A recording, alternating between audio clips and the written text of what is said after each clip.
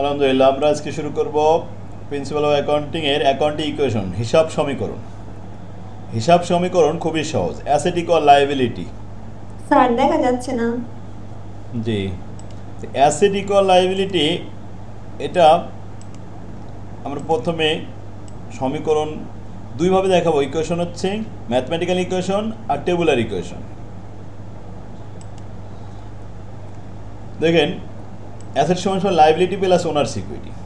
এই লায়াবিলিটি হলো বাইরের দায় আর ওনার সিকিউরিটি হলো ইন্টারনাল, অভ্যন্তরীণ দায়। অভ্যন্তরীণ দায় কি কি আছে? মালিকানা। ওনার সিকিউরিটির মধ্যে যেমন রেভিনিউ হলে মালিক পায়, ওনার সিকিউরিটিতে যোগ হয়। এক্সপেন্স হলে ওনার সিকিউরিটি থেকে মাইনাস হয়। আবার ড্রয়িং উত্তোলন হলে ওনার সিকিউরিটি কমে যায়, এই জন্য মাইনাস হয়। তো অ্যাসেট সমান সমান liability plus owner security plus আর revenue minus expense plus dividend, এইভাবে প্রবৃদ্ধি করে দেওয়া হয়েছে সমীকরণটা। তো চলে আসেন প্রথম 1 নম্বর ফরম্যাট ম্যাথমেটিক্যাল ইকুয়েশন আর 2 নম্বর ফরম্যাট টেবুলার ইকুয়েশন। এই যে চলে আসলাম।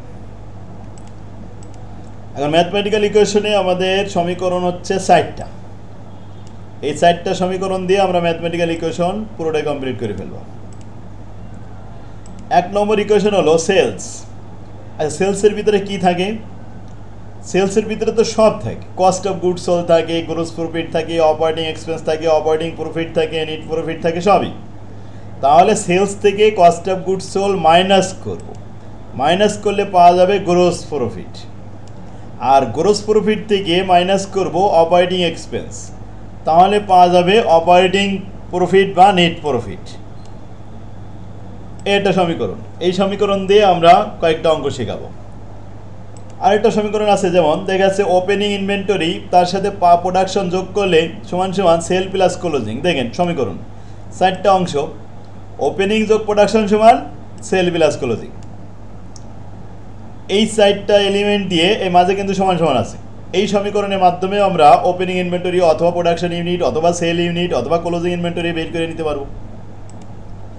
আরেকটা আছে, দেখেন অ্যাসেট সমান সমান লায়াবিলিটি প্লাস ওনার সিকিউরিটি। ওই যে সমীকরণটা বলছিলাম। তো ওনার সিকিউরিটি কীভাবে তৈরি হয়? ওনার সিকিউরিটির মধ্যে থাকে বিগিনিং ইনভেস্টমেন্ট মানে ওপেনিং ক্যাপিটাল, তার সাথে অ্যাডিশনাল ইনভেস্টমেন্ট অতিরিক্ত মূলধন, এর সাথে যোগ হয় নেট ইনকাম, মাইনাস হয় ড্রয়িং বা উত্তোলন। ব্যাস, এরকম আমাদের একটা সমীকরণ আসবে। আরেকটা সমীকরণ আছে সরাসরি অ্যাসেট সমান সমান লায়াবিলিটি প্লাস ওনার সিকিউরিটি। এই ম্যাথমেটিক্যালের এই 4টা বেসিসে আমরা অঙ্ক দেখতে পাবো। আর টেবুলার অ্যানালাইসিস টেবিলের মাধ্যমে দেখাবো। টেবিল আবার 3 ধরনের আছে, 3টা বেসিসে টেবিল দেখাবো। তো আজকের ক্লাসে আমরা শুধু ম্যাথমেটিক্যাল দেখি। 1 নম্বর প্রবলেম দেখেন, presented below are the component in Munim's company income statement determine the amount of. যেমন দেওয়া রয়েছে সমীকরণের প্রথমে সেল থেকে কস্ট অফ গুডস সোল্ড বাদ দিলে হবে গ্রোস প্রফিট, গ্রোস প্রফিট থেকে অপারেটিং প্রফিট বাদ দিলে থাকবে নেট প্রফিট। সমীকরণটা উপরে কিন্তু সাজানো আছে। এবার ফিলিং দ্য গ্যাপ পূরণ করতে হবে আপনার। যেমন এখানে সেল আছে 75,000, কস্ট অফ গুডস সোল্ড কত বাদ দিলে গ্রোস প্রফিট 28,000 হবে। তাহলে আমরা কীভাবে বের করব? সেল থেকে গ্রোস প্রফিট বাদ দিব 28,000, 75 থেকে 28 বাদ দিলে থাকবে 47,000। আসলে cost of goods sold missing figure 47,000 বেরিয়ে আসবে। এই যে 1 নম্বরে দেখাইছি যে কস্ট অফ গুডস সোল্ড বের করতে হবে, ঠিক আছে। এটা সমান সমান সেল মাইনাস গ্রোস প্রফিট। তো সেল ছিল 75,000, গ্রোস প্রফিট 28,000, বাদ দিলে থাকবে 47,000, অতএব আনসার হবে 47,000। এবার আসেন, গ্রোস প্রফিট থেকে অপারেটিং খরচ বাদ দিলে নেট প্রফিট হয়। তো অপারেটিং কত বাদ দিলে নেট প্রফিট 10,800 হয়েছে। এটা আমরা বের করব। গ্রোস প্রফিট 28,000 থেকে 10,800 টাকা মাইনাস করলে অপারেটিং এক্সপেন্স পাওয়া যাবে। সুতরাং সমীকরণটা লিখলাম অপারেটিং এক্সপেন্স সমান সমান gross profit minus net income. Gross profit 28,000, net income আর 10,800 বাদ দিলে থাকবে 17,200।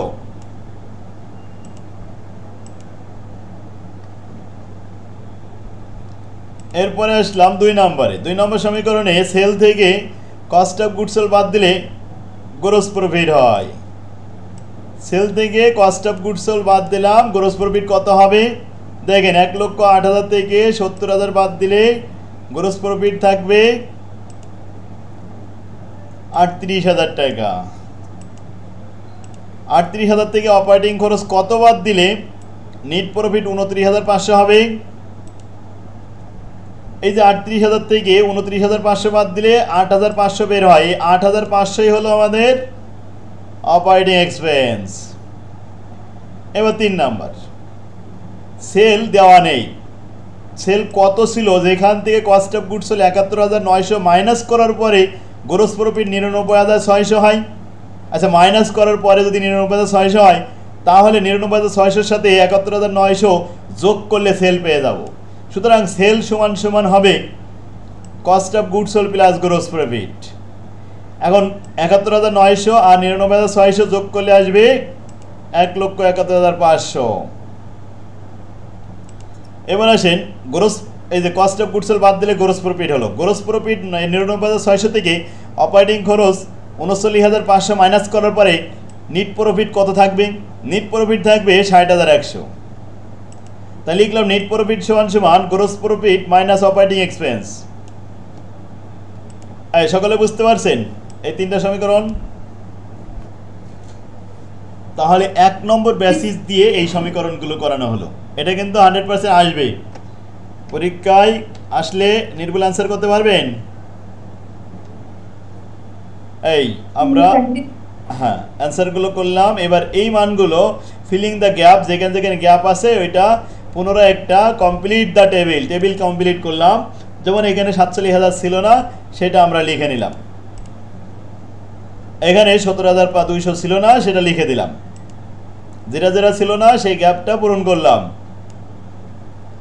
ফিলিং দ্য গ্যাপ পূরণ করে এখন মান বের করলাম।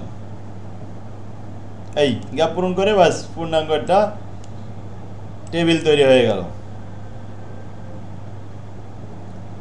এখন ফিগার যদি চেঞ্জ করে দেয়, সিস্টেম যদি এটাই থাকে, তাহলে এই সিস্টেমে অঙ্ক করতে পারবেন ইনশাল্লাহ। এখন আসেন 2 নম্বর অঙ্ক, সেটা কোন বেসিসে বলেছে দেখেন। Firm company had the following asset and liability on the date of indicated. এখানে ডিসেম্বর 1, 31 টোটাল অ্যাসেট দেওয়া আছে, টোটাল লায়াবিলিটি লেখা আছে। 2009 সালে 31 ডিসেম্বরে অ্যাসেটের পরিমাণ দাঁড়ায় 4 লাখ টাকা আর লায়াবিলিটির পরিমাণ দাঁড়ায় 2,50,000 টাকা। তো 2009 সালে শুরুতে কত ছিল সেটা কিন্তু এখানে দেয়া নেই, নিচে বলা থাকবে, আমরা একটু উপরে পড়ে নিলাম। 2010 সালের ক্লোজিং ডিসেম্বর 31-এ অ্যাসেটের পরিমাণ 4,60,000, লায়াবিলিটি 3 লক্ষ।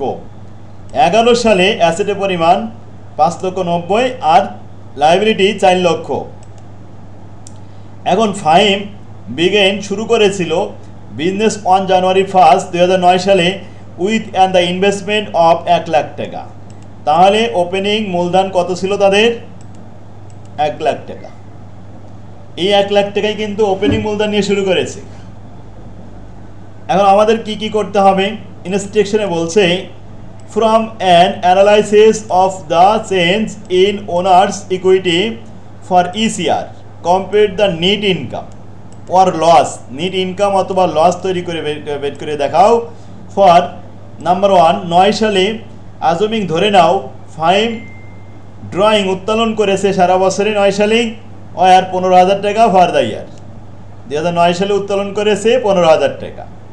এইটা ধরে আর এই যে অ্যাসেটের পরিমাণ আছে আর লায়াবিলিটি পরিমাণ ছিল যেটা, সব মিলায়ে নেট ইনকাম কত। এখন প্রশ্ন কিন্তু কম্পিউট দ্য নেট ইনকাম, এইটাই কিন্তু প্রশ্ন। ওই নেট ইনকাম বের করতে হবে ওনার্স ইকুইটির মধ্য থেকে। তো সূত্র লিখলাম, উই নো দ্যাট, আমরা জানি asset equal liability plus owners equity. আচ্ছা, অ্যাসেট দেওয়া আছে 4 লাখ টাকা 9 সালে, লায়াবিলিটি দেওয়া আছে 2,50,000 টাকা। এবার ওনার্স ইকুইটি ওপেনিং ক্যাপিটাল লেখা আছে 1 লাখ টাকা। ওনার্স ইকুইটির সূত্রটা ভেঙে দিলাম যে অ্যাডিশনাল ইনভেস্টমেন্ট অতিরিক্ত কোনো মূলধন ছিল কি না, ছিল না, তাই 0 টাকা। নেট ইনকাম এই বছরে নেট ইনকাম কত এটা আমরা বের করব, এই জন্য এটা লিখে রাখলাম। আর ড্রয়িং উত্তোলন করেছে, প্রস্থে সাপ্লাই দেওয়া হয়েছে 15,000 টাকা উত্তোলন করেছে 2009 সালে, মাইনাস করলাম। এখন যোগ বিয়োগ করেন ক্যালকুলেটর, এই যে ব্র্যাকেটের মধ্যে 1 লাখ থেকে 15,000 বাদ দেন, দিলে থাকবে 85,000, ব্র্যাকেট উঠাই দিলাম, দিয়ে নিট ইনকাম থাকলো, আর এদিকে 2,50,000 আর এই 85 যোগ করলাম, 3,35,000 হলো। 3,35,000 4 লক্ষ থেকে মাইনাস করলাম, তাহলে নিট ইনকাম বেড়ে আসলো 65,000 টাকা। অতএব নিট ইনকাম 65,000 টাকা আনসার। 10 সালে assuming the firm made an additional investment, এখানে কিন্তু অতিরিক্ত মূলধনের কথা বলছে 50,000 টাকা, and had a no drawing, 2010 সালে কোনো উত্তোলন করে নাই। উত্তোলন না করে থাকে তাহলে উত্তোলন ড্রয়িং এখানে 0 দেখাবো। আর এবার আসেন ওনার সিকিউরিটি যখন দেখাবো, তখন 10 সালে ওনার সিকিউরিটি দেখানোর সময় ওপেনিং ক্যাপিটাল কত, ওই যে 9 সালে সম্পদ ছিল 4 লাখ আর লাইবিলিটি ছিল 2,50,000, বিয়োগ করলে 1,50,000, ওই 1,50,000 কিন্তু ওপেনিং ক্যাপিটাল মনে করতে হবে 10 সালের। তাই লিখলাম 10 সাল asset equal liability plus owner security. Asset তো দেওয়া রয়েছে 4,60,000, লাইবিলিটি দেওয়া রয়েছে 3 লাখ, আর ওনার সিকিউরিটির মধ্যে ওপেনিং ক্যাপিটাল, এখন ওপেনিং ক্যাপিটাল পাবো কই? তাই 9 সালের 4 লক্ষ থেকে 2.5 লক্ষ বাদ দিলে 1.5 লক্ষ টাকা, ওইটাই হলো ওপেনিং ক্যাপিটাল, 1.5 লক্ষ টাকা লিখলাম। আর এদিকে অ্যাডিশনাল ইনভেস্টমেন্ট লেখা রয়েছে 10 সালে অতিরিক্ত মূলধন আনা হয়েছিল 50,000 টাকা। আর নেট ইনকাম এটা নিয়ে আসা হয়নি, নেট ইনকাম তো নেই, এটা বের করা হবে। ড্রয়িং এটা 0, ওই যে 0 লিখে দিছি। এখন যোগ বিয়োগ করেন, এই 1.5 লক্ষ আর 50,000 মিলে 2 লক্ষ, 2 লক্ষ আর 3 লক্ষ 5 লক্ষ, 5 লক্ষ আর ওদিকে 4,60,000। তো আমরা সাইড চেঞ্জ করলাম, নিট প্রফিট থেকে 5 লক্ষ মাইনাস করার পরে 40,000 টাকা লস। অতএব 10 সালে লস হয়েছে কয় টাকা? 40,000 টাকা। 11 সালও আছে। অ্যাজুমিং farm made an additional investment 15,000 টাকা অ্যান্ড ড্রয়িং 2500 টাকা ইচ মান্থ ডিউরিং 2011 সাল, পুরো 11 সাল 12 মাস প্রতি মাসে উত্তোলন করেছে 2500 টাকা। তাহলে 12 মাসে কত উত্তোলন করেছে? 2500 গুণন 12, 30,000 টাকা উত্তোলন দেওয়া আছে, অতিরিক্ত মূলধন দেওয়া আছে, না অতিরিক্ত মূলধন হ্যাঁ দেওয়া আছে এখানে 15,000 টাকা, শুধু ড্রয়িংটা দেওয়া নেই। ড্রয়িং তো দেওয়া আছে 30,000 টাকা বললাম, সবই দেওয়া আছে। এখন নেট ইনকাম বের করবো। Asset equal liability plus owner security. Asset দিয়ে আছে 11 সাল 5,90,000 আর লাইবিলিটি দিয়ে আছে 4 লাখ। আর ওনার সিকিউরিটিটা ব্র্যাকেট লেখা আছে যে ওপেনিং ক্যাপিটাল, 11 সালে ওপেনিং ক্যাপিটাল হবে 10 সালের অ্যাসেট থেকে লাইবিলিটি বাদ দিলে। তো অ্যাসেট ছিল 4,60,000 আর লাইবিলিটি ছিল 3 লাখ, বাদ দিলে 1,60,000। আর অ্যাডিশনাল ছিল 15,000 টাকা। নেট ইনকাম তো দেওয়া নেই, ড্রয়িং 30,000 টাকা বের হলো। ক্যালকুলেশন করেন তো, 4 লাখ আর 1 লাখ, 5,75,000 আর এই 30,000 মাইনাস হবে। 75 থেকে 30 বাদ দিলে 45, 5,45,000 থাকলো। 5,90,000 থেকে বাদ দিলে থাকলো নেট প্রফিট, নেট ইনকাম 45,000 টাকা পজিটিভ। তাহলে 11 সালের নেট ইনকাম বের হয়েছে, 10 সালে নেট ইনকাম বের হয়েছে, 9 সালে ওই নেট ইনকাম বের হয়েছে।